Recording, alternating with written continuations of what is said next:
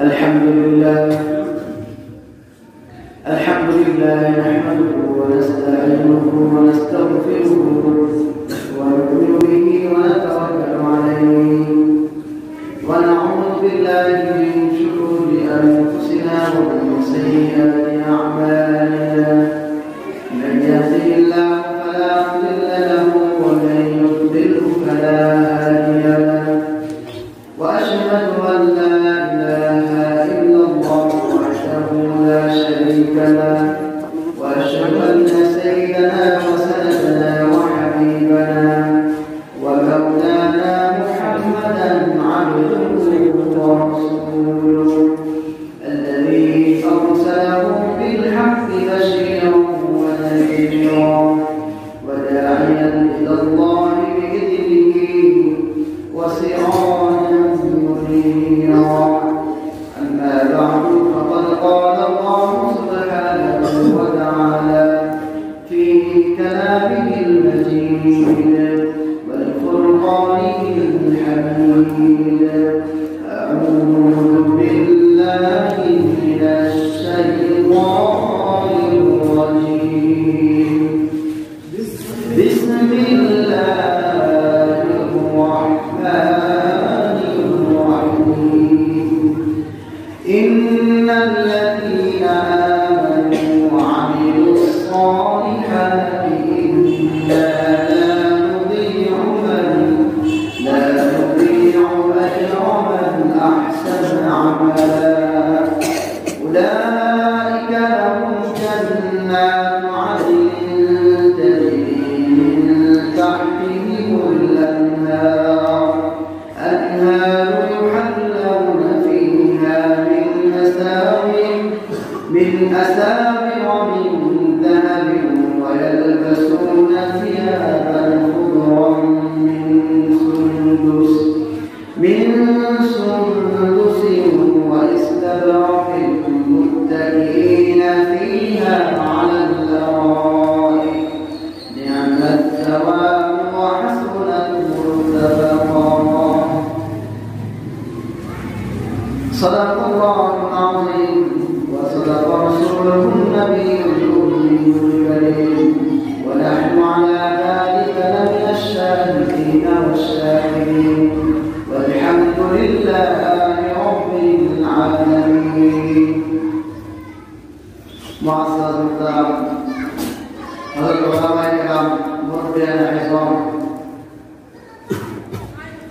যুবক বন্ধুরা শিশু কিশোর ভাই বোনেরা পর্দার আড়ালে পর্দার সেই মা বোনেরা ও মাইকের আওয়াজ যত দূর যাচ্ছে তাদের জনতা আল্লাহ সুবহানাহু ওয়া তাআলার মহান দরবারে অসংখ্য অগণিত শুকরিয়া যে মহান রব্বুল আলামিন আজকে আমাদেরকে মায়া করে দয়া করে দুনিয়াবি কাজকর্ম থেকে ফারেক করে আল্লাহ রাব্বুল ইজ্জতের কালামুল্লাহ আলোচনা করা এবং শোনার জন্য আশার বসার তৌফিক এনায়েত করেছেন। সে রব্বে কারীমের মহান দরবারে হৃদয় উজাড় করে মনের গভীর থেকে কালিমাতুর শুকর আদায় করছি বলি আলহামদুলিল্লাহ। আমরা গত শুক্রবারে সূরা আল কাহফের 29 নম্বর আয়াত পর্যন্ত আলোচনা করেছিলাম। আজকে আমাদের আলোচনা শুরু হতে যাচ্ছে সূরা আল কাহফের 30 নম্বর আয়াত থেকে। যতদূর সম্ভব আমরা আলোচনা করার চেষ্টা করব ইনশাআল্লাহ। আমাদের এই আলোচনা পূর্বের আলোচনার সঙ্গে যে মিল সেটা হচ্ছে আমরা 29 নম্বর আয়াতে পড়েছিলাম আল্লাহ তাআলা গুনাহগারদের কি শাস্তি হবে সে সম্পর্কে বলেছিলেন। এরপরে 30 নম্বর আয়াত থেকে আবার যারা গুনাহ মুক্ত জীবনযাপন করে তথা মুমিন এবং আমলকারী মুমিন এদের কি পুরস্কার হবে সে বিষয়ে আলোচনা করব। তো কোরআনুল কারীমে এটা সব জায়গাতেই প্রায় যেখানে আল্লাহ রাব্বুল আলামিন জাহান্নামের আলোচনা করেছেন পাশাপাশি জান্নাতের আবাস সংখ্যা দিয়েছেন। কারণ হলো যখন মানুষকে শুধু জাহান্নামের ভয় দেখানো হয় তখন মানুষ ভয়ে আল্লাহ রাব্বুল ধারণা এবং আল্লাহর কাছে ক্ষমা পাওয়ার যে একটা আশা থাকে সেটা মানুষ হারিয়ে ফেলে। এই জন্য আল্লাহ রাব্বুল আলামিন গুনাহগারদের শাস্তির বিবরণের পাশাপাশি প্রায় 99 সব জায়গাতে আবার পুরস্কারের আলোচনা করেছেন, জান্নাতের আলোচনা করেছেন, যাতে করে আমরা আমাদের ঈমানে এবং আমলে আমরা পাকাপোক্ত হতে পারি। জাহান্নামের ভয়ে আল্লাহ থেকে যেন আমরা অন্য রকমের ধারণা পোষণ না করি, বরং আল্লাহর কাছে যেন আমরা আশাবাদী হতে পারি, আশা করতে পারি যে তিনি আমাদেরকে জান্নাত দান করবেন। তো গত আলোচনাটা শেষ অংশ ছিল যে আল্লাহ রাব্বুল আলামিন জাহান্নামীদেরকে কি কি শাস্তি দিবেন, তার মধ্যে তাদের খাদ্য এবং পানীয় নিয়ে আলোচনা করা হয়েছিল। জাহান্নামীদের খাদ্য হবে জাকুম ফল, যেটা কাঁটাযুক্ত হবে, যেখানে কাঁটা থাকবে। যখন এটা জাহান্নামীরা খেতে যাবে, জাহান্নামীর প্রত্যেকটা রগের মধ্যে এই কাঁটা বিঁধে যাবে, সে আর খেতে পারবে না। পরবর্তীতে পানির জন্য তারা চিৎকার করতে থাকবে। কোন ধরনের পানি তাদেরকে দেওয়া হবে সে সম্পর্কে আমরা বলেছিলেন যে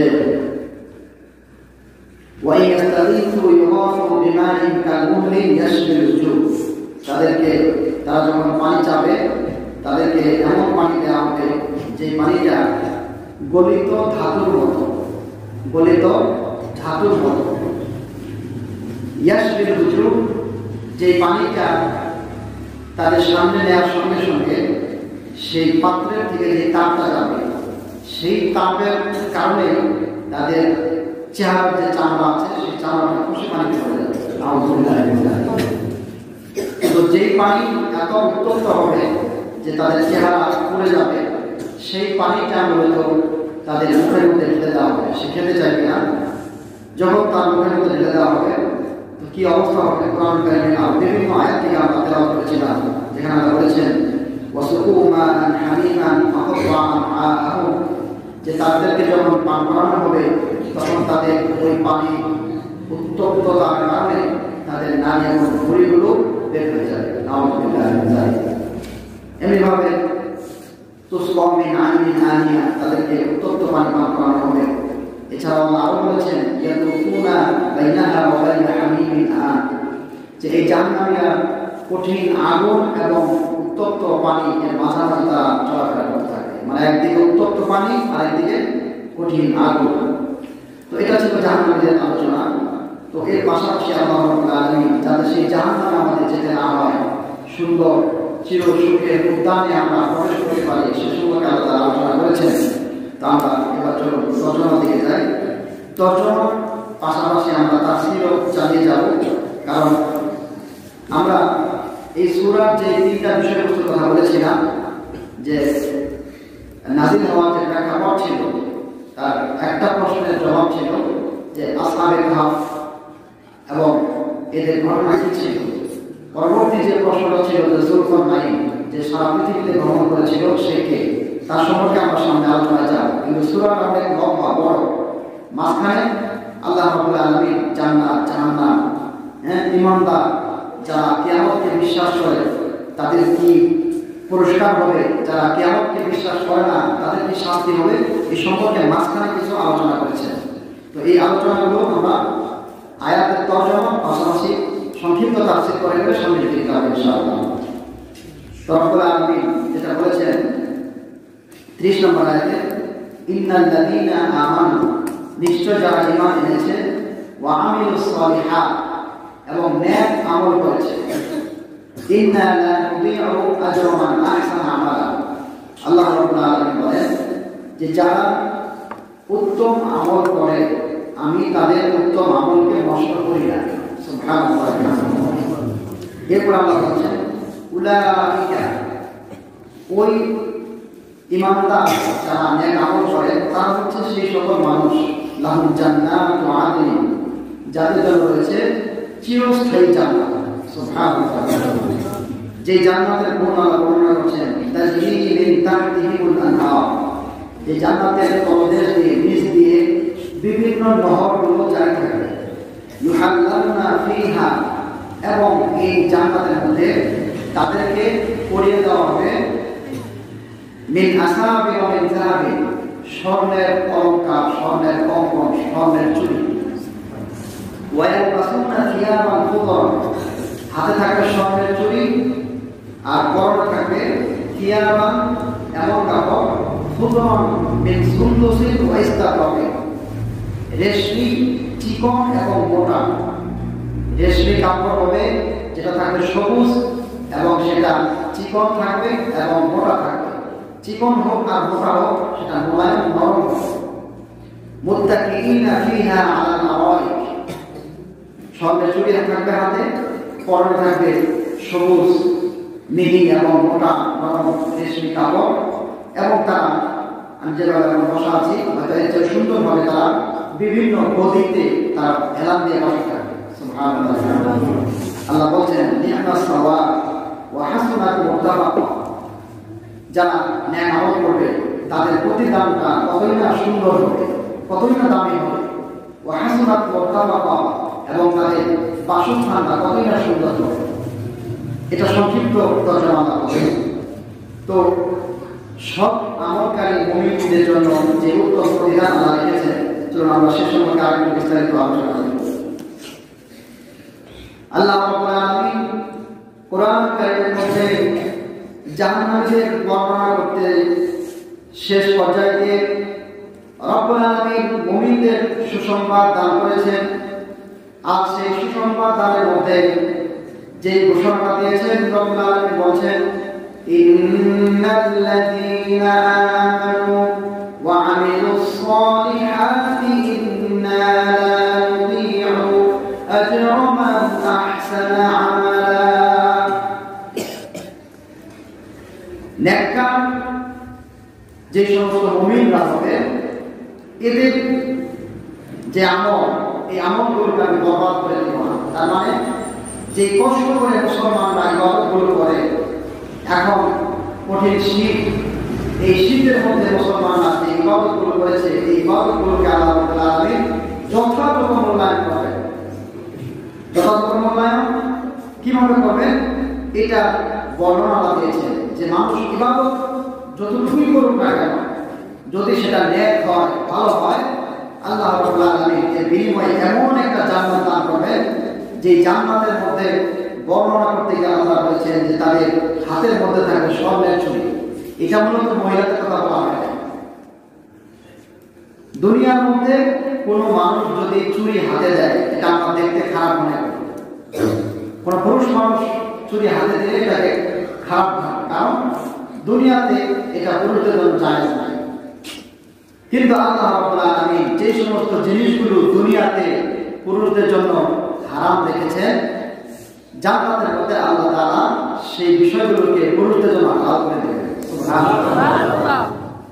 আল্লাহ বলেছেন যে সমস্ত মানুষের মনে চায় না, মানুষের মনের বিপরীত যে সমস্ত আমলগুলো আছে, সেই সমস্ত বিষয়গুলোকে আল্লাহ রাব্বুল আলামিন জান্নাতকে সাজিয়ে রেখেছেন।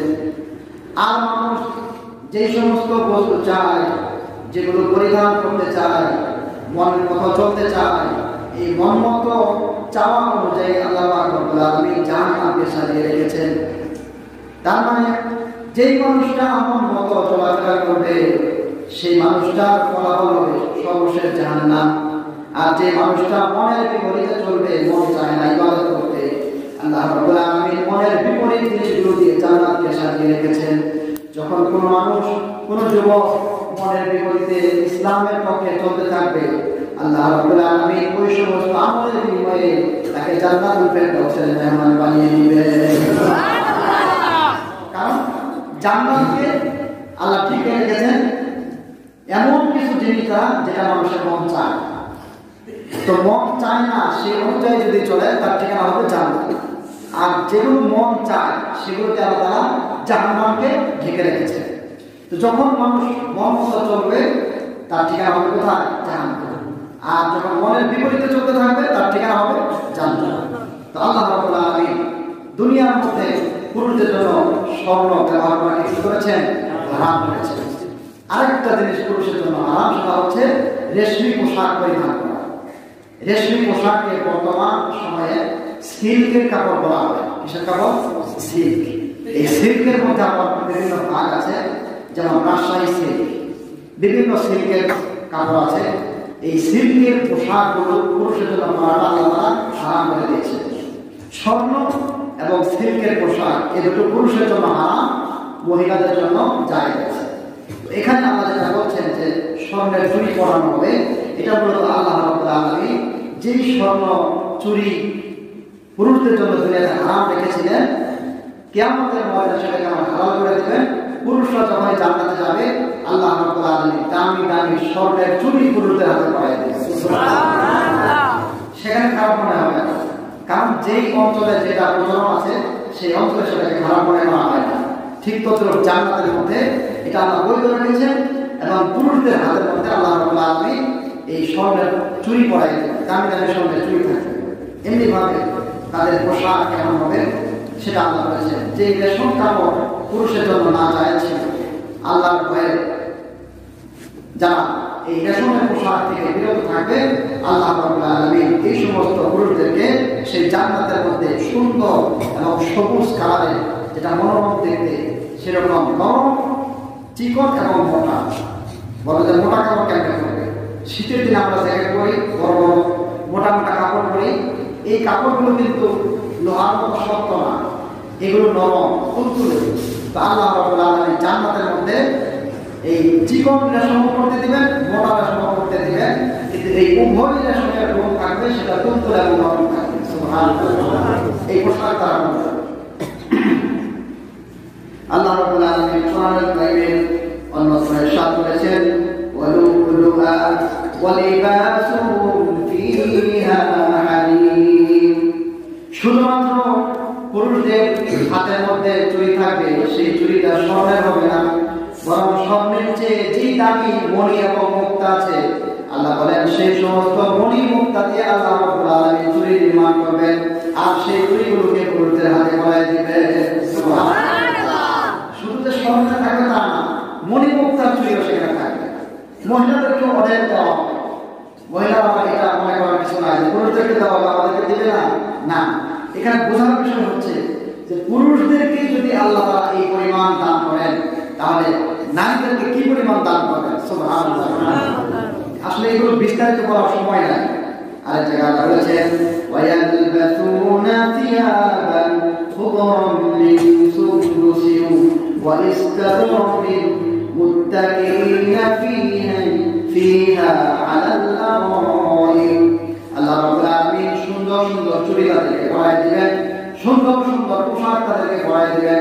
পরাই দেওয়ার পরে তারা সাধারণ কোনো জায়গায় বসবে না, যে চেয়ারগুলোর মধ্যে বসবে সেই চেয়ারগুলো তাকে মণি এবং মুক্তা, সেই মণি মুক্তার চেয়ারগুলোর মধ্যে স্বর্ণের চুড়ি দিয়ে, মণি মুক্তার চুড়ি দিয়ে, গায়ের মধ্যে রেশমি পোশাক জড়িয়ে চেয়ারগুলোর মধ্যে তারা হেলান দিয়ে বসা অবস্থায় থাকবে। সুবহানাল্লাহ। আল্লাহ বলেছেন, নি'মাত তাওয়াবু ওয়া হাসুনাত মুরতাফাকা। এদের যে জায়গাটা হবে এটা কতই না সুন্দর, মানে কতই না সুন্দর, এটা আল্লাহর ভাষা। তো যিনি এটা সুন্দর করে দিয়েছেন তিনি জানেন যে জান্নাতটা কেমন হবে। আল্লাহ নবী বলেছেন, আ'দাতু লি'ইবাদিয়াস সালিহিনা মা লা আইনুন রাআত। আমি আমার নেক বান্দাদের জন্য জান্নাতে বানিয়েছি এমন এমন নিয়ামত, মা লা আইনুন রাআত ওয়া লা উযুনুন সামিআত ওয়া লা খাতারা আলা কলবি বাশার। পৃথিবীতে এমন কোন চোখ নাই যে চোখ জান্নাতের নাজ নিয়ামতকে দেখেছে, এমন কোন কান নাই যে কান জান্নাতের নাজ নিয়ামতের বর্ণনা শুনে শেষ করেছে, এবং এমন কোন হৃদয় নাই, অন্তর নাই যে অন্তর সেই জান্নাতের সুন্দর সুশোভিত অবস্থাকে উপলব্ধি করতে পেরেছে। সুবহানাল্লাহ। মানে চোখ দ্বারা কেউ দেখেও নাই, কান দ্বারা এই বর্ণনা শুনে নাই, অন্তর দ্বারা ভাবে নাই, এমন সুন্দর হবে। আল্লাহ নিজেই বলছেন যে কতই না সুন্দর সেই জায়গাটা হবে। ভাই আমার, আল্লাহ রাব্বুল আলামিন জান্নাতের আলোচনা এবং জাহান্নামের আলোচনায় সুন্দর দুইটা কথা বলে দিয়েছে। জাহান্নামীদের আলোচনা শেষ দিয়ে বলেছেন, ইন্নাহা সাআত মুস্তাকাররান ওয়া মুকামা। আর যারা বলেছেন, বিসাশ শারাবু ওয়া সাআত মুরতাফাকা। জাহান্নামীদেরকে যে খাদ্য দেওয়া হবে, যে জায়গাটা দেওয়া হবে, সেই খাদ্য কতই না নিকৃষ্ট সৃষ্টি হবে, আর সেই জায়গাটা কতই না খারাপ হবে, কি পরিমাণ খারাপ হবে সেটা বর্ণনা নাই। আর এই জায়গায় জান্নাতের কথা বলেছেন, জান্নাতের অবস্থানটা কতই না সুন্দর হবে এবং তাদের বিনিময়টা কতই না ভালো হবে। এক কথায় সুন্দর করে বলে দিয়েছে যে জান্নাতটা কতই না খারাপ হবে আর জান্নাতটা কতই না সুন্দর হবে। তো আমরা কোনটা চাই, জান্নাত না জাহান্নাম?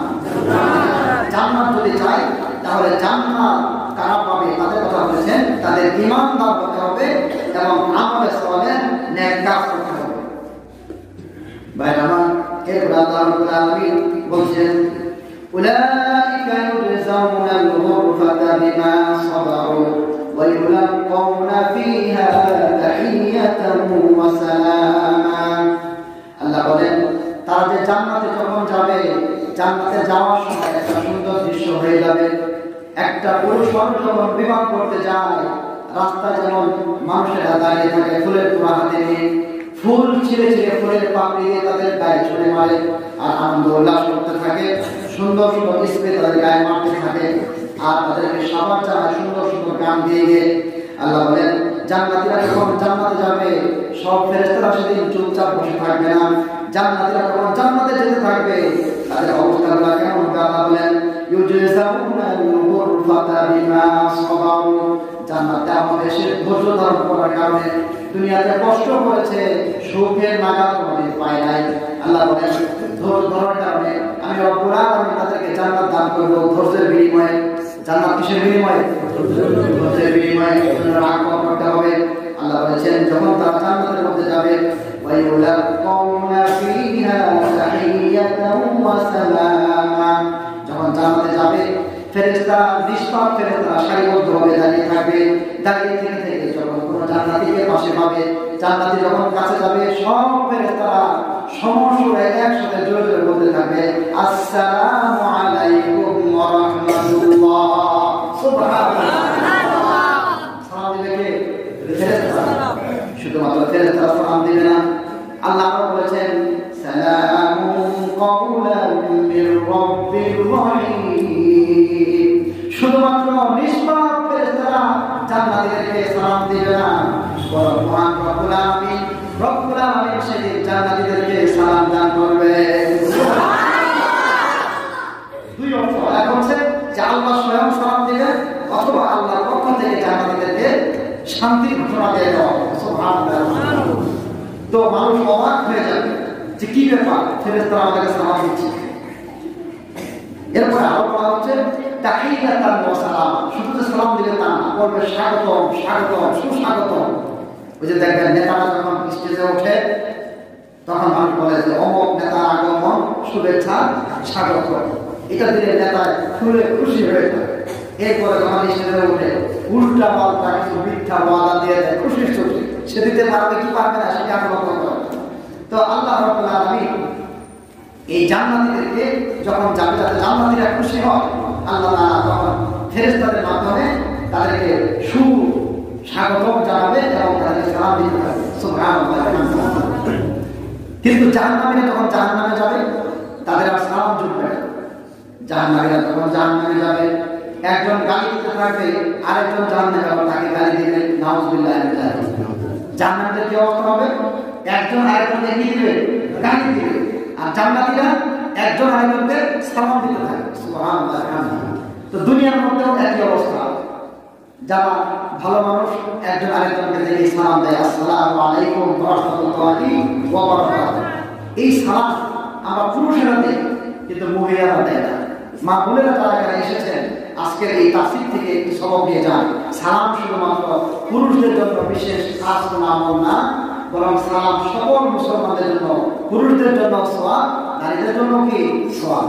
আমরা পুরুষরা যেমন একজন আরেকজনের সঙ্গে মুসাফা করি, নারীরাও একজন আরেকজনের সঙ্গে কি করতে পারে? মুসাফা করতে পারে। কিন্তু এটা আমাদের করে না, লজ্জা পায়। তাফসীরে আপনারা এসেছেন, আপনারা একজন আরেকজনের সঙ্গে যখন সালাম মুসাফা করবেন এবং স্বামী স্ত্রীর মধ্যে সালাম মুসাফা করতে পারে, কিন্তু এটা কোনোদিন এই আমল কেউ করে নাই মনে হয়। এটা করতে হবে। আপনি যখন আপনার স্ত্রীর সঙ্গে সালাম দিয়ে মুসাফা করবেন, এখানে তো না যায় কিছু না।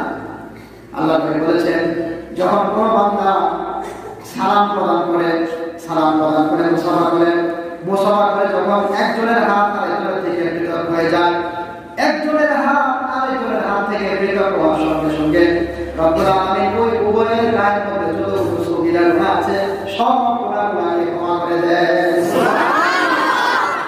মুসাফা করে যখন পৃথক হয়ে যায়, পৃথক হওয়ার আগে আল্লাহ তাআলা উভয়ের গুনাহকে কি করে দেন? মাফ করে দেন।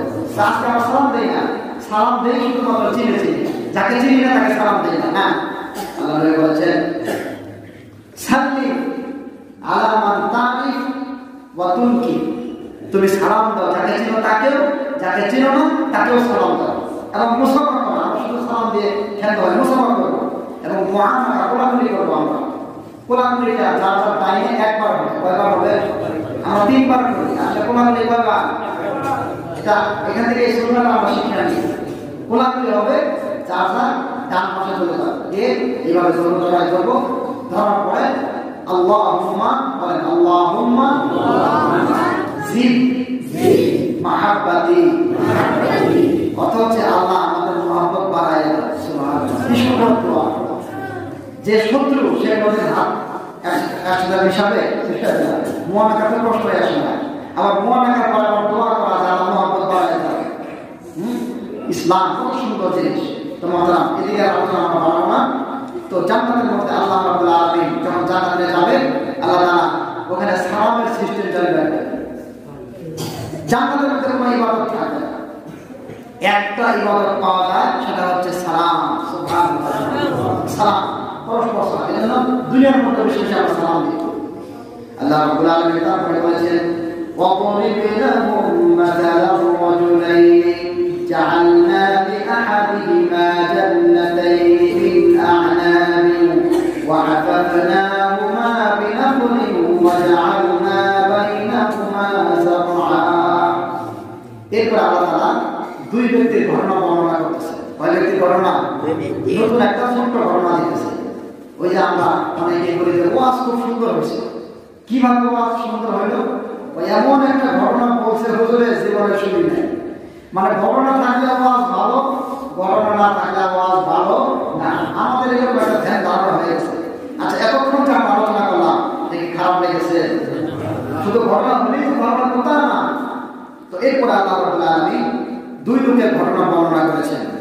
এখানে এক লোক ছিল মুমিন আর এক লোক ছিল বেঈমান, কাফের। তো মুমিন এবং কাফেরের মাঝখানে কি ঘটনা ঘটেছে? ছোট্ট একটা ঘটনা।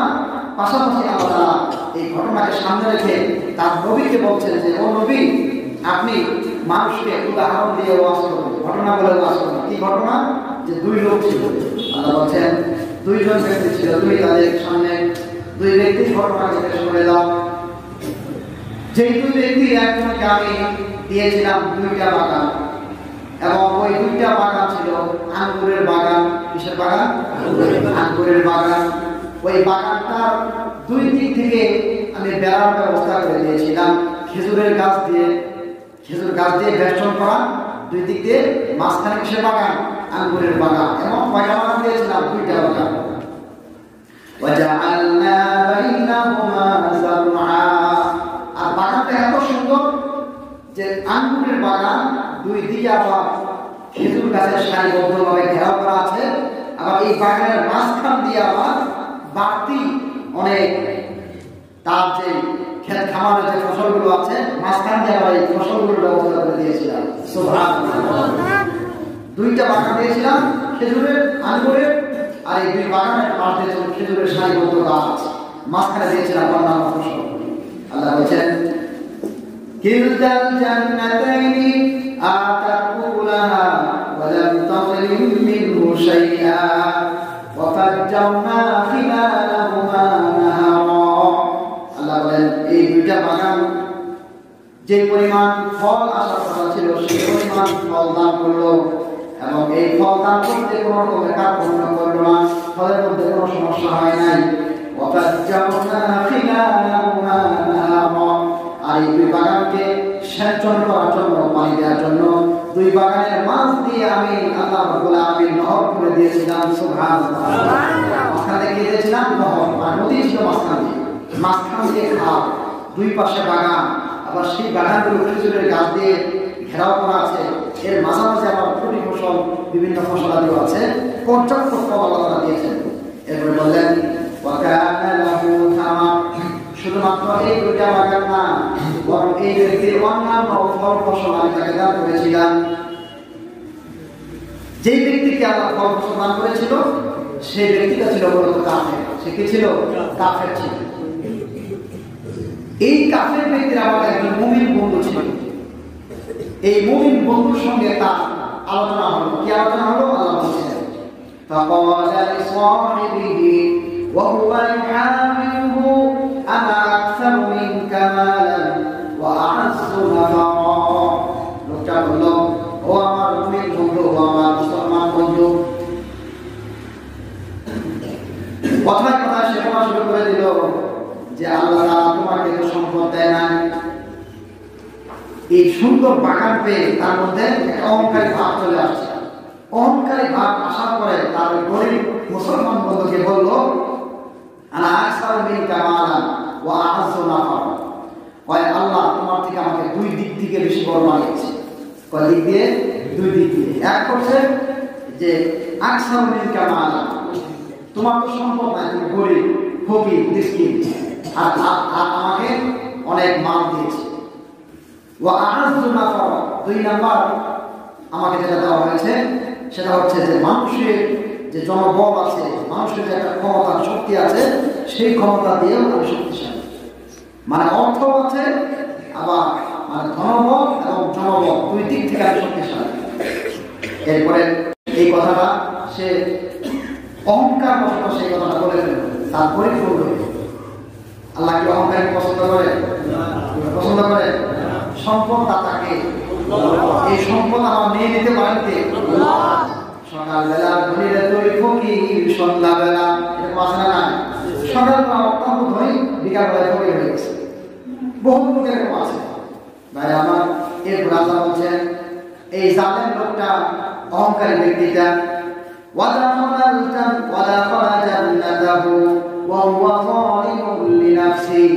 অহংকার করে করে সে একদিন তার বাগানের মধ্যে ঢুকে গেল।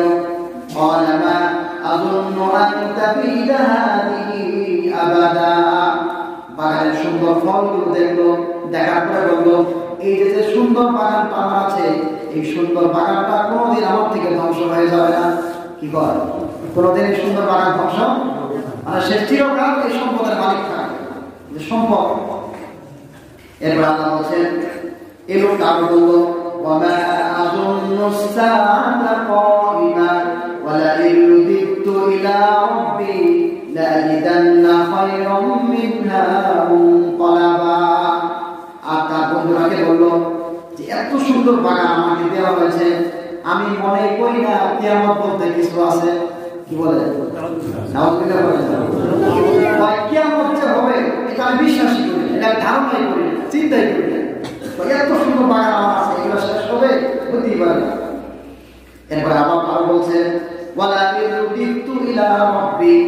আর যদি কথার কথা সে বলছে যদি কিয়ামত হয়ে যায়, রুদিতু ইলা রাব্বি, আর আমি আমার রবের কাছে যদি পৌঁছে যাই, লাআজিদান্না খায়রাম মিনহা মুনকালাবা, তাহলে এই যে দুনিয়ার মধ্যে সুন্দর বাগান আমি পেয়েছি, সুন্দর বাগানের মালিক হয়েছি, কিয়ামত যদি হয়ে যায় তাহলে আমার রবের কাছে কি আমার এর যে সুন্দর বাগান আমি সেখানে পাবো। কি আশা চিন্তা করছেন? কিয়ামতে বিশ্বাস করে না, আবার যদি হয় তাহলে দুনিয়াতে যে বাগানটা আছে এর চেয়েও ভালো একটা জায়গা কি আমি পেয়ে যাবো। কি আশা তার? ভাই আমার এই যে কথাগুলো সে বলছে, এখানে ব্যাখ্যা করা এমনিতেই বোঝা যাচ্ছে, এমনিতেই বোঝা যাচ্ছে মূলত মানুষের যখন ধন সম্পদ হয় তখন তার মধ্যে সবচেয়ে প্রথম যে ক্ষতিটা হয় সেটা হচ্ছে অহংকার চলে আসে। কি চলে আসে ভাই? ধনের সাথে অহংকার, এটা স্টেপলার করা আছে, একবারে বিনাম করা আছে, লাগানো আছে। যখনই কোনো মানুষের ধন হয়, সম্পদ হয়, তখন অটোমেটিক তার মধ্যে কি চলে আসে? অহংকার চলে আসে। এটা হয়তো সে কখনো প্রকাশ করে, কখনো সে মুখ দিয়ে না বললেও তার চালচলন, বচন, ভঙ্গিমা এটা প্রকাশ পেয়ে যায়। সে মানুষকে কেয়ার করে না, করতেই চায় না, আমার সম্পদ আমি চাই সেটা করতে, এরকম একটা ভাব চলে আসে। এবং ভাব আসার পরে কোনো কোনো সময় এগুলো সে বলেও ফেলে। তো সম্পদ পাওয়ার পরে অহংকার কাদের আসে সেটা এখান থেকে শিক্ষা নেওয়ার বিষয়। যে ব্যক্তি মুমিন মুসলমান সে ব্যক্তি সম্পদ পাওয়ার পরে কখনো অহংকারী হবে না। যে ব্যক্তি সম্পদ পাওয়ার পরে অহংকারী হয় সে হচ্ছে একটা বেঈমান লোক, সেটা কি লোক? বেঈমান, কাফের লোক। এই কাফের কথা বলছে। এবং এই অহংকারগুলো সম্পদ থাকার কারণে এমন পর্যায়ে চলে যায় যে তাকে দ্বীন এবং ইসলাম থেকে এই সম্পদে দূরে সরায় দেয়। দ্বীন এবং ইসলাম থেকে সে দূরে সরার মাধ্যম কি হয়? তার এই সম্পদ হয়। এটাই বলে আল্লাহ বলে করেছেন যে আপনি নবী মানুষকে এই সম্পদশালী ব্যক্তির কথা শোনায় দেন যে সম্পদের কি পরিমাণ ক্ষতি হয়। যে সম্পদের কারণে সে তো অহংকারী হয়েছে, এমনকি এত অহংকারী হয়েছে যে আল্লাহর সঙ্গে সে অহংকারী করা শুরু করে দিয়েছে। সে বলতেছে এটা বলতে শেষ হবে না, এত টাকা পয়সা বা কয় টাকা খাইয়া করে দিতে পারবে, হ্যাঁ খাইয়া করে এমন রোগ আল্লাহ দিতে পারে যে পুরা সম্পদ বিক্রি করে দিতে পারে, তার রোগ থেকে বাঁচতে পারবে না। এরকম রোগ আল্লাহ তৈরি করতে পারেন কি পারেন না? এই দেখেন করোনা পুরা বিশ্ব তার সাথে মাথা নত করে নত জানো হয়ে বর্ষতা স্বীকার করে নিয়েছে। এখন পর্যন্ত ভ্যাকসিন আবিষ্কার হয় না, কিছু নাটক আবিষ্কার হয়েছে। যাই হোক, কথা বলা ঠিক কিনা? যারা নাটক করে তারা ওইটা নিতে রাজি না। এটা হলো শয়তান। আসলে রূপ বানিয়েছেন কে? আমার এটা থেকে মুক্তি দাও আল্লাহ। তো মুক্তি চাইতে হবে আল্লাহর কাছে। কিভাবে মুক্তি চাবো? যে সম্পদ আল্লাহ আমাদেরকে দিয়েছেন সেই সম্পদ দান করতে হবে। সম্পদ দানের মাধ্যমে আল্লাহ নবী বলেছেন যে ব্যক্তি সম্পদ দান করে আল্লাহ রাব্বুল আলামিন তার বালা মুসিবতগুলো মাথার উপর ঝুলন্ত ছিল, দান করার শেষ সঙ্গে সঙ্গে তার বালা মুসিবত আল্লাহ তুলে নেন। সুবহানাল্লাহ।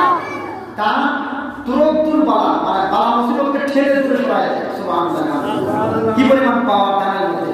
আর যখন আপনি সম্পদকে কুক্ষিগত করবেন, আটকায় রাখবেন, সম্পদের ভয় দেখাবেন, দেখার সামনে কি হয়। তো এই যে অহংকারী কথাগুলো সে কার কাছে বলেছিল? তার যে গরিব বন্ধু ছিল মুসলমান তাকে বলবে। আর সর্বশেষ একটা কথা বললো যে আমি যদি কিয়ামত হয়েও যায়, আমি যদি আবার আল্লাহর কাছে যাই, তো দুনিয়াতে যে পরিমাণ ধনী ছিলাম এর যে বড় ধনী আল্লাহ আমাকে বানাই দেবে, এটা তার ধারণা। এই কথা কেন বললো?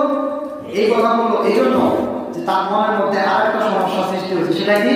তাফসীরে লিখেছে সম্পদ পাওয়ার পরে তার মধ্যে এমন অহংকার তৈরি হয়েছে যে সে এই কথা বলছে যে ও গরিব বন্ধু, তোমার যদি আল্লাহ ভালোবাসতো না তাহলে এই পরিমাণ সম্পদ তোমার আল্লাহ দিত।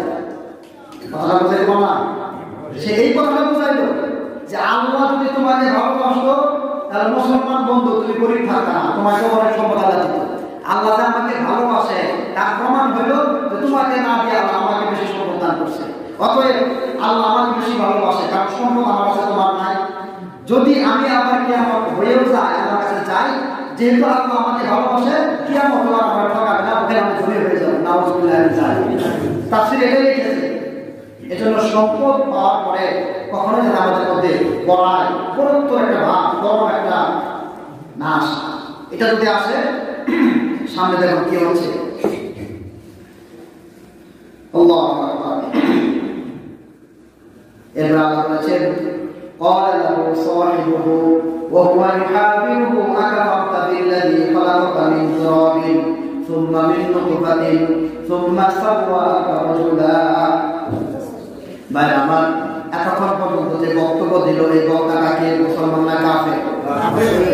মুসলমান না কাফের? এবার আল্লাহ রাব্বুল আলামিন মুসলমান বন্ধুর মুখ দেখিবে। ভাই শুনুন, মুসলমান বন্ধু তাকে কথা পর্যায়ে দিয়ে বলল আকাফারতা বিল্লাযী খালাকাকা মিন তুরাবিন সুম্মা মিন নুতফাতিন সুম্মা সাওয়াকা রাজুলা। ও আমার বন্ধু, তুমি তো এক পর্যায়ে গিয়ে কথা বলতে বলতে ওই রবকে অস্বীকার করলা যে রব তোমাকে প্রথমে সৃষ্টি করেছেন মাটি থেকে, তারপরে আবার তোমাকে একটা শুক্রাণু থেকে সৃষ্টি করেছেন, এরপরে আবার তোমাকে সুন্দর চেহারা দিয়ে একটা মানুষ বানিয়ে দিয়েছে। সুবহানাল্লাহ। তো মুমিনরা যখন কেউ ব্যথা দিয়ে কথা বলে যেতে যায় না, সুন্দর করে বুঝিয়ে বলে দোস্ত আমাকে তো কষ্ট দিয়েছে, আমার কোনো আপত্তি নাই, কিন্তু তুমি এটা কেমন কথা বলতেছো? কথা বলতে বলতে তুমি এমন পর্যায়ে চলে গেলে যেই আল্লাহ তোমাকে প্রথমে মাটি থেকে, তারপরে আবার শুক্র থেকে, তারপরে আবার সুন্দর করে মানুষ বানিয়ে দিয়েছে, সেই রবকেই অস্বীকার করা শুরু করলাম। তাকে হিট করলো আওয়াজের মাধ্যমে যে বন্ধু এটা কি বলছো তুমি? হ্যাঁ, তোমাকে যিনি সৃষ্টি করেছেন তিনি যে কিয়ামত করবেন না এটা অস্বীকার করে দিচ্ছ। এবার আল্লাহ বলেছে, এই লোকটা বলা শুরু করলো, লাকিন্নাহু আল্লাহু রাব্বি ওয়া লা উশরিকু বিরাব্বি আহাদা। ও বন্ধু, তুমি আল্লাহকে সৃষ্টিকর্তাকে অস্বীকার করতে পারো, কিন্তু আমি তো স্বীকার করে নিচ্ছি আমার আল্লাহ হচ্ছেন তিনি আমার রব, তার সঙ্গে আমি কাউকে শরীক করতে পারি না।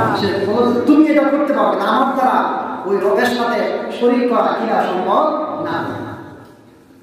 এরপর আমরা বলল, ওয়ালাউলা ইয দাখালতা জান্নাতাকা কুলতা মা শাআল্লাহ লা কুওয়াতা ইল্লা বিল্লাহ ইন তারানি আনা আকাল্লা মিনকা মালান ওয়া ওয়ালাদা ফাআসা রাব্বি আন ইউতিয়ানি খায়রান মিন জান্নাতিকা ওয়া ইউরসিলা আলাইহা হুসবানান মিনাস সামা ফাতুসবিহা সাঈদান সালামা।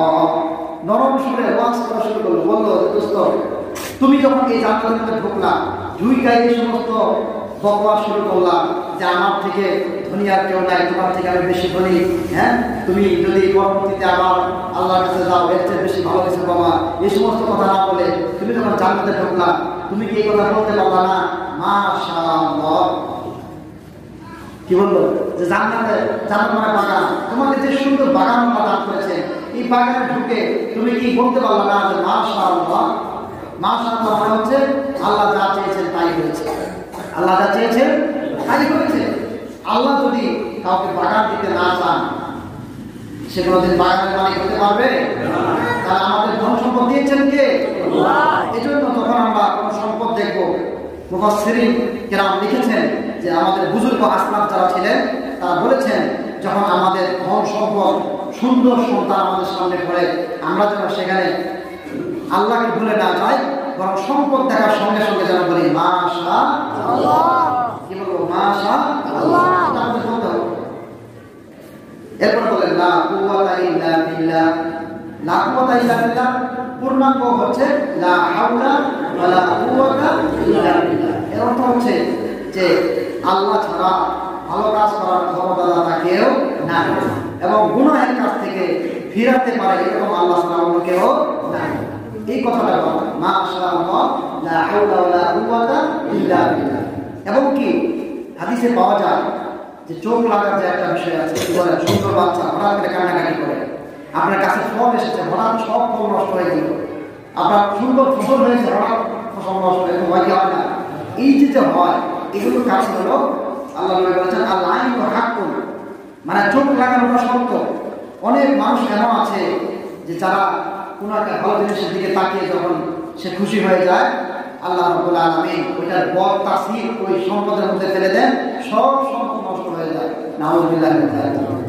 সুন্দর মানুষ, কোনো ভালো মানুষ যদি আরেকটা লোক আছে যদি তার দিকে তাকায় তার পেট খারাপ হয়ে যায়। কারণ কি? মানে তার নজর খারাপ, নজর কি খারাপ। এখন আপনার সন্তান আছে, আপনার সম্পদ আছে, এই সন্তান এবং সম্পদ থেকে আপনি যদি বাঁচতে চান, আপনি এই সন্তান এবং সম্পদ থেকে বলতে হবে মাশাআল্লাহ লা হাওলা ওয়া লা কুওয়াতা ইল্লা বিল্লাহ। নিজে এগুলো করতে হবে, না হয় আপনার নিজের চোখ নিজের বন্ধ করা আপনার সন্তানের উপর রাখতে পারে। এত মেয়ে খুব সুন্দর দেখে আপনি বললাম কি চাঁদের মতো মেয়ে আমার, হ্যাঁ এরকম বললেন না, এটা না বলে আপনি বলেন মাশাআল্লাহ। কি বলবেন? মাশাআল্লাহ লা হাওলা ওয়া লা কুওয়াতা ইল্লা বিল্লাহ, এটা বলবেন। এবং কি যদি মনে করেন যে আপনি আরেকজনের সুন্দর সন্তান দেখলেন, সুন্দর বাগান দেখলেন, দেখে আপনি তখন বাপরে বাপ কি সুন্দর, এটা বলবেন না। ওইটা দেখার পর আপনি মাশাআল্লাহ বলবেন। কি বলবেন? মাশাআল্লাহ। যদি মাশাআল্লাহ বলেন তাহলে আপনার বদ নজর আরেকজনের সম্পদের উপরে লাগবে। সুবহানাল্লাহ। তাহলে বদ নজর থেকে বাঁচার একটা আমল, বদ নজর থেকে বাঁচার আমল হলো সুন্দর জিনিস দেখে আমাদের কি বলতে হবে মাশাআল্লাহ লা হাওলা ওয়া লা কুওয়াতা ইল্লা বিল্লাহ। ভাইরা আমার, এই মুমিন বন্ধু কাফেরকে বলা শুরু করে দিল, তুমি কেন বাগানে ঢোকার পরে বললা না মাশাআল্লাহ লা হাওলা ওয়া লা কুওয়াতা ইল্লা বিল্লাহ ইন তারানি আনা আকাল্লা মিনকা মালান ওয়া ওয়ালাদা। এরপরে বলল আল্লাহ যা করে সেটাই হয়, তুমি যে সম্পদের মালিক হয়েছো এটার দাতা হচ্ছেন আল্লাহ তাআলা, তোমার যে সন্তান হবে সেই সন্তান দাতা আল্লাহ তাআলা।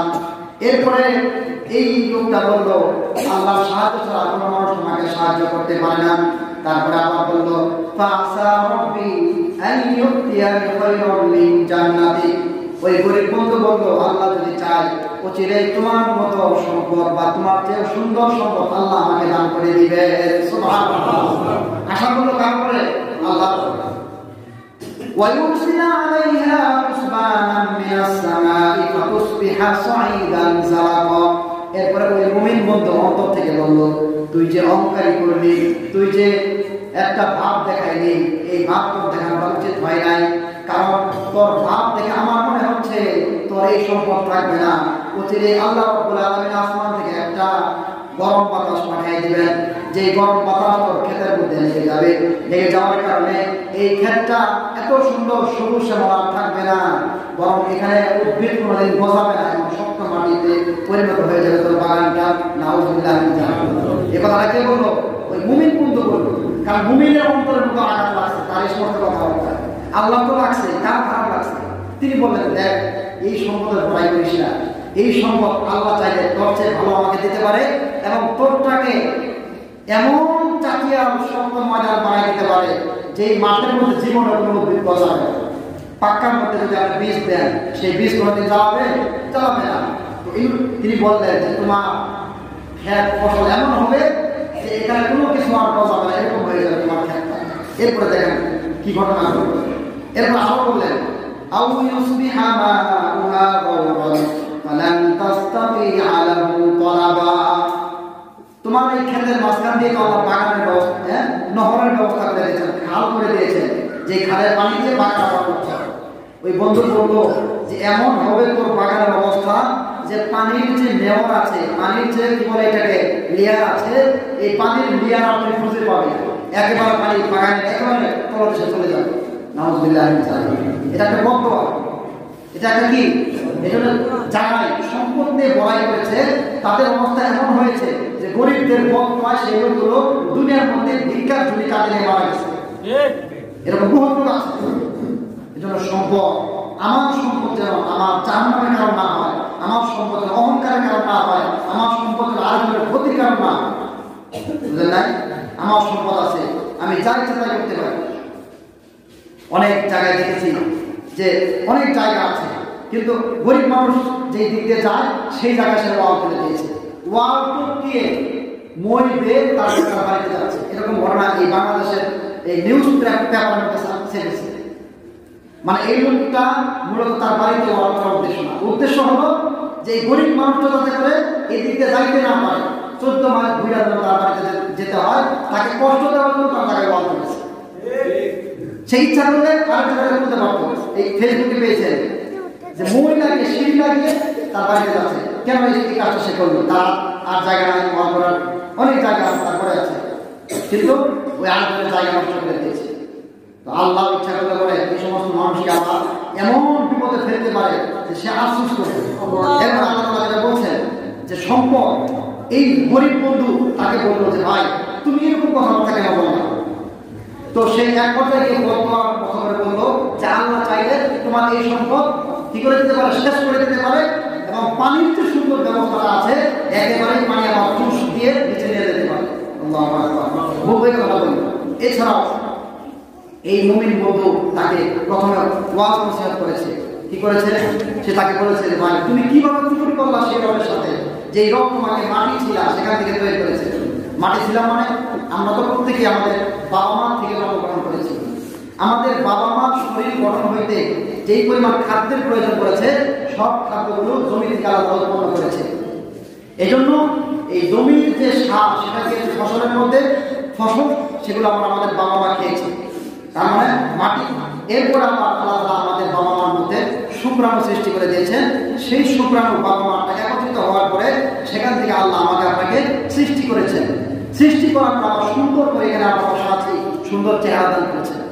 এই নসিহত সে সুন্দর করে সে তার গোড়া থেকে টান দিয়েছে যে এত বড়াই করছো, তুমি তো কিছুই ছিল না, তুমি তো একটা পর্যায়ে গিয়ে একটা মূলার মধ্যে ছিল, ডাটার মধ্যে ছিল, বেগুনের মধ্যে ছিল, সেখান থেকে আবার তোমার বাবা মাকে খাইয়েছেন মাটির থেকে, তারপর আবার তোমার বাবা মার মধ্যে শুক্রাণু সৃষ্টি করেছেন, সেখান থেকে তোমাকে সৃষ্টি করার পরে সুন্দর করে বানিয়ে দিয়েছেন, তুমি সেই আল্লাহর সঙ্গে কুফরি করছো? আল্লাহ তাআলা কোরআনে আয়াতে বলেছেন কাইফা তাকফুরুনা বিল্লাহি ওয়া কুনতুম আমওয়াতান ফাআহইয়াকুম, কিভাবে তোমরা তোমাদের রবের সঙ্গে কুফরি করো, কিভাবে বেঈমানি করো, অথচ তিনি তোমাদেরকে সৃষ্টি করেছেন একটা মৃত প্রাণী থেকে। সুবহানাল্লাহ, আমরা মৃত ছিলাম, সেখান থেকে আমাদেরকে জীবিত বানিয়েছেন। তাহলে যেই আল্লাহ আমাদেরকে জীবিত করেছেন মৃত থেকে, সেই আল্লাহর সঙ্গে নাফরমানি কুফরি করা যাবে না। শুধু আল্লাহকে অস্বীকার করলে যে আল্লাহ নারাজ হয় তা না, আল্লাহকে অস্বীকার করা পাশাপাশি সম্পদের গৌরব এবং অহংকার করা দুটোই আল্লাহ নিষেধ করে দিয়েছেন। এরপরে চলুন যে কথাটা বলছিলাম, মাশাআল্লাহ লা হাওলা ওয়ালা কুওয়াতা ইল্লা বিল্লাহ। এত তাফসীর করার সময় নাই এখন। কোরআনে আল্লাহ যেটা বলছেন যে মাশাআল্লাহ যে আমরা বলবো, এটা কোন সময় বলবো? সম্পদ ভালো দেখে মাশাআল্লাহ বলবো, এতে করে আমার সম্পদ সম্পদ ভালো থাকবে, অন্যের সম্পদ আমার সম্পদ কি থাকবে? ভালো থাকবে। তো লা হাওলা ওয়ালা কুওয়াতা ইল্লা বিল্লাহ সম্পর্কে আল্লাহ আরো বলেছেন। আল্লাহ নবী সাহাবীদেরকে বললেন যে আমি কি তোমাদেরকে জান্নাতের যে খাজানাগুলো আছে, এই খাজানাগুলোর একটা খাজানার কথা বলে দিব? আচ্ছা, আপনারা কি বলেন? জান্নাতের একটা খাজানা, খাজানা বুঝেন তো? জান্নাতের একটা স্টোর রুম, যেখানে জান্নাতের মালামাল রাখা আছে। একটা স্টোর রুম থেকে অনেকগুলো দোকান চলে, কি বলেন? অনেক দোকানের মালামাল সেখানে আছে। তো আল্লাহ নবী সাহাবীদেরকে বললেন যে আমি কি তোমাদেরকে জান্নাতের এরকম একটা খাজানা সম্পর্কে, স্টোর রুম সম্পর্কে বলে দিব? আপনারা কি জানতে চান? আরে বলেন, আপনারা কি এটা চান? ছোট্ট একটা জিনিস, ছোট্ট একটা চাবি, কিন্তু বিশাল একটা রুমকে খুলে দিয়ে সেখানকার মালিক আপনাকে বানাই দিতে পারে। চাবি যদি না থাকে, সে রুমে অনেক সম্পদ থাকলেও আপনি উপকৃত হতে পারবেন না। তো আল্লাহ নবী বলেন জান্নাতের যে সমস্ত বিশাল ধন ভাণ্ডারগুলো আছে, তার মধ্যে একটা ভাণ্ডার হচ্ছে লা হাওলা ওয়ালা কুওয়াতা ইল্লা বিল্লাহ। জোরে বলেন সুবহানাল্লাহ। জান্নাতের খাজানা হচ্ছে বলেন লা হাওলা ওয়ালা কুওয়াতা ইল্লা বিল্লাহ। তার মানে হচ্ছে এই দোয়াটা যে যত বেশি বেশি জিকির করতে থাকবে, পাঠ করতে থাকবে, আল্লাহ রাব্বুল আলামিন জান্নাতের বড় বড় স্টোরের মালিক তাকে বানিয়ে দিবেন। লা হাওলা ওয়ালা কুওয়াতা ইল্লা বিল্লাহ। এটা আমরা করতে পারি তো? এটা সব কষ্ট আছে, বেশি বেশি বলবো লা হাওলা ওয়ালা কুওয়াতা ইল্লা বিল্লাহ, লা হাওলা ওয়ালা কুওয়াতা ইল্লা বিল্লাহ। ভাই আমাদের পরে চলো এই আমলটা আমরা সবাই করব ইনশাআল্লাহ। এই আল্লাহ বলেন ওয়া উহিতা বিতামারিহি ফাসবাহা ইউকাল্লিবু কাফাইহি। আচ্ছা, ঘটনাটা এখন শেষ হয়, এখানে রেখে দেই, অনেক আলোচনা আছে, এটা শেষ করা সম্ভব না। আজকে সময় একটু বেশি হলে কষ্ট হচ্ছে আপনাদের, আর একটু সময় করবো ইনশাআল্লাহ। এরপরে ওই ব্যক্তি বলল ওয়া উহিতা বিসামারিহি। আগে তো দুইজনের আলোচনা শেষ হয়ে গেল, ওই সম্পদ বলা একরকম আর গরিব মানুষরা বলবো আরেক রকম। এরপরে দেখেন কি হল, ওই যে গরিব মানুষরা বলেছে ওর কথাটা আল্লাহ কবুল করে নিয়েছেন। আল্লাহু আকবার। দেখেন মুহূর্তের মধ্যে কি ঘটনা। এরপর আল্লাহ বলেন ওয়া উহিতা বিসামারিহি। হঠাৎ করে রব্বুল আলামিন আসমান থেকে গজব পাঠিয়ে দিল। গজব পাঠাইতে সঙ্গে সঙ্গে তার ওই বাগানটাকে তছনছ করে শেষ করে দিল। নাউযুবিল্লাহি মিন যালিক। ফাসবাহা ইউকাল্লিবু কাফাইহি। যখন বাগানটা শেষ হয়ে গেল, মুহূর্তের মধ্যেই তার সুন্দর বাগান জ্বলে পড়ে ছারখার হয়ে শেষ হয়ে গেল। ফাসবাহা ইউকাল্লিবু কাফাইহি আলা মা আনফাকা ফিহা ওয়া হিয়া খাবিয়াতুন আলা উরুশিহা ওয়া ইয়াকুলু ইয়া লাইতানি লাম উশরিক বিরাব্বি আহাদা। তখন ওই যে জালেম, কাফের, বেঈমান, অহংকারী, তখন এরকম হাত মুছড়া করায় কি করে, হাত তোলা শুরু করে দিয়েছে আফসোসের সাথে। আর বলবো আমি যে সম্পদ এই বাগানের পিছনে খরচ করেছিলাম, কতই না আফসোস, এবং কতই না আফসোস যে আমি ওই কথাটা কেন বললাম আল্লাহর সাথে।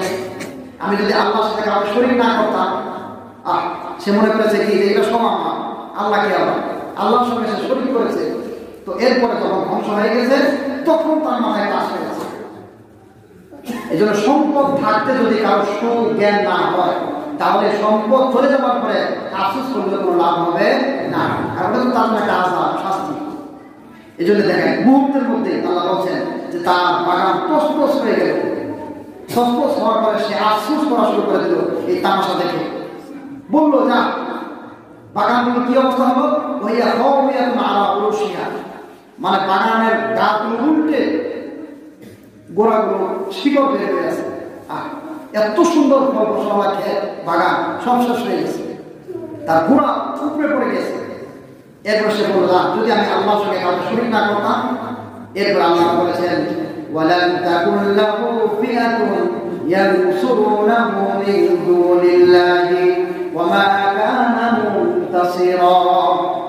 আল্লাহ কোরআনে বলছেন এই যে লোকটা দাঁড়ায় দাঁড়ায় আফসোস করতেছে, তামাশা দেখতেছে, এর অবস্থাটা কি?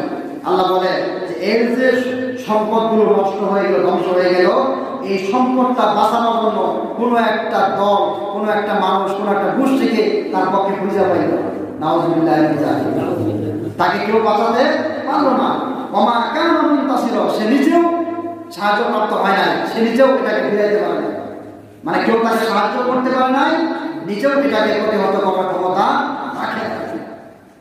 এরপর আল্লাহ বলেছেন হুনালিকাল ওয়ালায়াতু লিল্লাহিল হামদ। আল্লাহ বলেন এই ক্ষেত্রে সাহায্য করার অধিকার একমাত্র আল্লাহ তাআলা। সুবহানাল্লাহ বলেন। এই বিপদ থেকে বাঁচানোর মালিক কে? আল্লাহ। সেই আল্লাহর সাথে আপনার সম্পর্ক থাকতে হবে কি হবে না? আপনি সম্পদ কোন নিয়তে কি করছেন সবার আগে জানেন কে? আল্লাহ। আমাদের অন্তরগুলো হাদিসে আছে আল্লাহ তাআলা দুই আঙ্গুলের মাঝখানে। তার মানে কি আপনি যা নিয়ত করছেন, কোন নিয়তে কি করছেন সব জানে কে? আল্লাহ। যদি এখানে আপনার কল্যাণের নিয়ত থাকে আপনি সওয়াব পাবেন, আর অকল্যাণের নিয়ত থাকে সম্পদের মধ্যে, এটার জন্য আল্লাহ আপনাকে দুনিয়াতেই পাকড়াও করবে। এজন্য আল্লাহ তাআলা বলেন যে এই জায়গাতে মানে কি যেখানে মানুষের সমস্যা হয়, সমস্যায় পড়ে, সেখানে বাঁচানোর মালিক কে? আল্লাহ। হুয়া খায়রুন সাওয়াবান ওয়া খায়রুন উকুবা।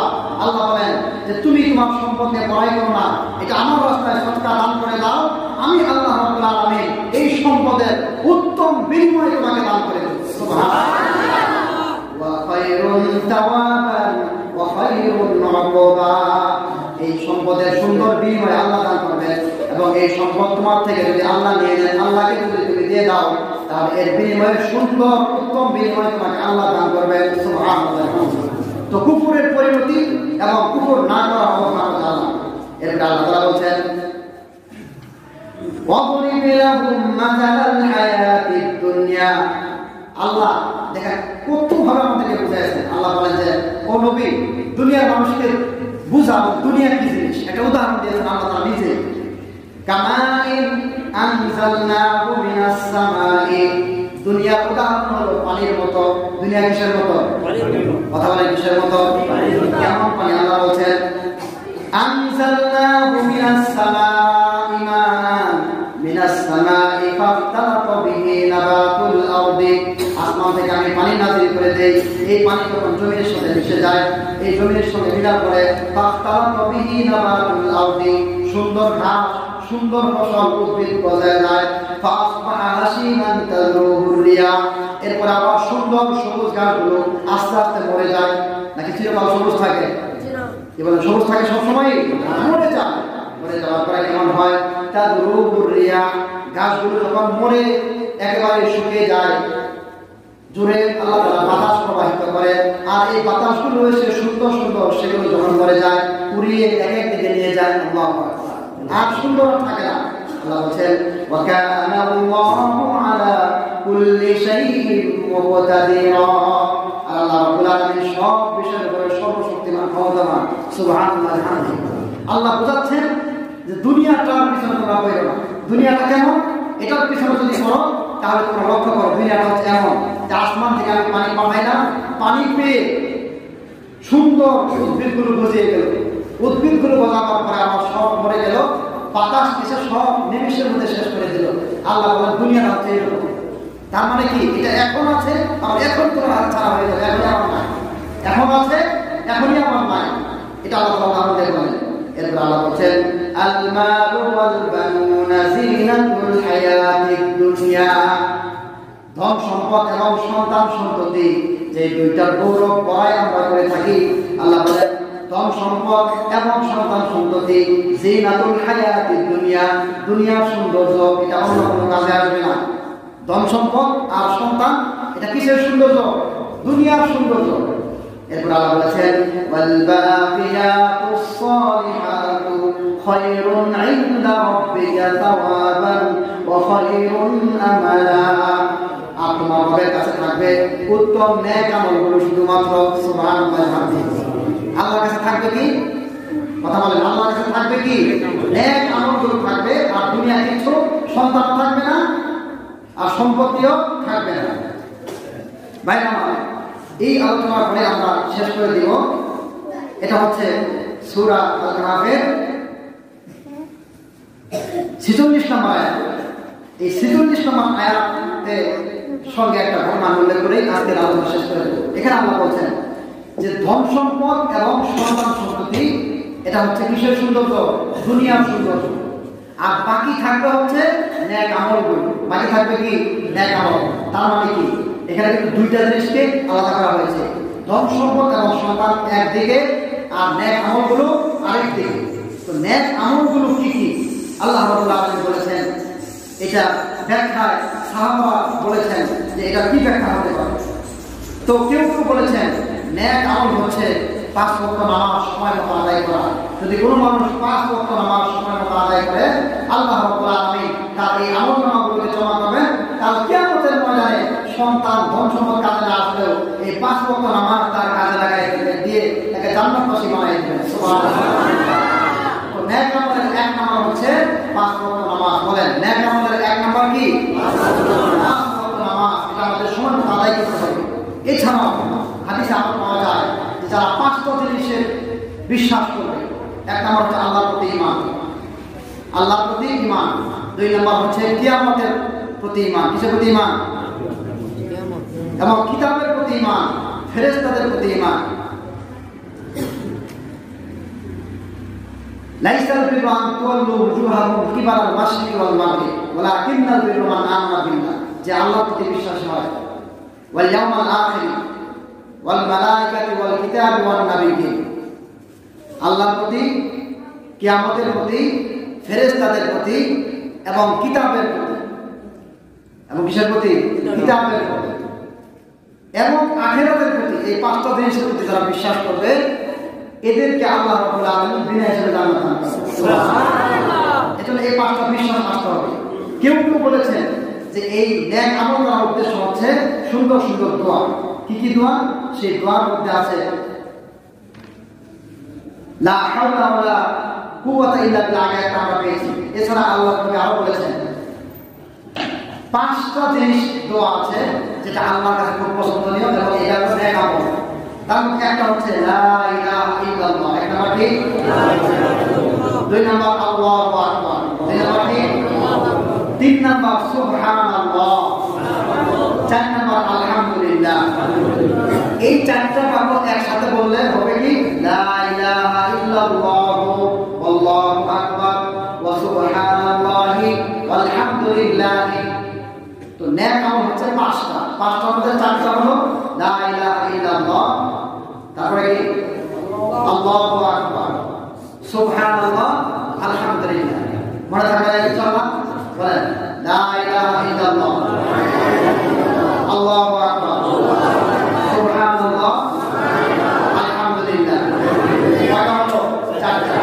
এরপর আল্লাহ নবী বলেছেন, এবং ওই শিশু, যেই শিশুটা মৃত্যুবরণ করার পরে তার পিতা ধৈর্য ধারণ করেছে, ধৈর্য ধারণ করার কারণে আল্লাহ রাব্বুল আলামিন ওই পিতার অবস্থাগুলো এমন করবে যে ওই সন্তানটা মারা যাওয়ার কারণে তার যে সন্তানটা মারা গেল, এই সন্তান মারা যাওয়াটা হচ্ছে একটা তার নেক আমল। 4টা হচ্ছে এই 4টা দোয়া। আর 5ম হচ্ছে এক সন্তান যেটা ছোটবেলায় মারা গেছে, কালকে আমাদের ময়দানে আল্লাহ রাব্বুল আলামিনের কাছে তার ওই নেক সন্তান আর এই সমস্ত আমলের পাশাপাশি আল্লাহর কাছে জমা হয়ে যাবে। সুবহানাল্লাহ। তো এই নেক আমলগুলো আমরা বেশি বেশি করব, সকাল সন্ধ্যা জিকির করব। সুবহানাল্লাহি ওয়ালহামদুলিল্লাহি ওয়া লা ইলাহা ইল্লাল্লাহু আল্লাহু আকবার। এই দোয়াগুলো করব। অনেকগুলো দোয়া আসছে এই জায়গার মধ্যে। তার মধ্যে যে ঘটনাটা বলে, এই ঘটনাগুলো তাফসীরে নাই, কিন্তু এই হাদিসের সঙ্গে মিলে যায় যে 5টা নেক আমল, লা ইলাহা ইল্লাল্লাহ, আল্লাহু আকবার, সুবহানাল্লাহি ওয়ালহামদুলিল্লাহ। এই যে চারটা আমল, 5 নম্বর হচ্ছে যে শিশুটা মারা যায় এবং পিতা ধৈর্য ধারণ করে, এটা হচ্ছে 5 নম্বর নেক আমল। এটাও কিয়ামতের ময়দানে আল্লাহ রাব্বুল আলামিন আপনাদের নেক আমল আছে, সেই নেক উদাহরণ সঙ্গে আল্লাহ করে আপনার আমলনামাকে ভারী করে দিবেন। সুবহানাল্লাহ।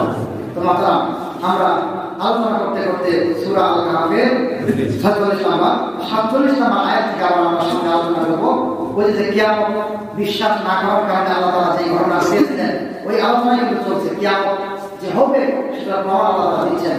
তো আসুন আমরা নেক আমল বেশি বেশি করি, ইমানের পাশাপাশি নেক আমল করি, যে নেক আমলগুলো আমাদের বাকি থাকবে এবং এই নেক আমলগুলোর মাধ্যমে আমরা জান্নাতে যেতে পারব। আল্লাহ আমাদের সকলকে নেক আমল করার তৌফিক দান করুন। আমিন। ওয়া আখিরু দাওয়ানা আলহামদুলিল্লাহি রাব্বিল আলামিন।